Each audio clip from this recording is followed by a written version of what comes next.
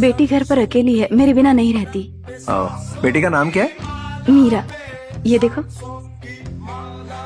मुझे दिखाओ। बहुत प्यारी है। दिखाओ ना। लो।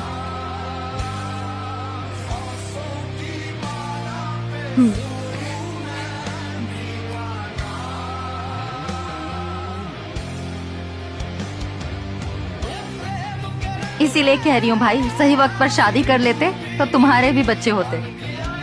इसने अभी तक शादी नहीं की? नहीं। एक घुमक्कड़ से अपनी बेटी की शादी कौन करवाएगा?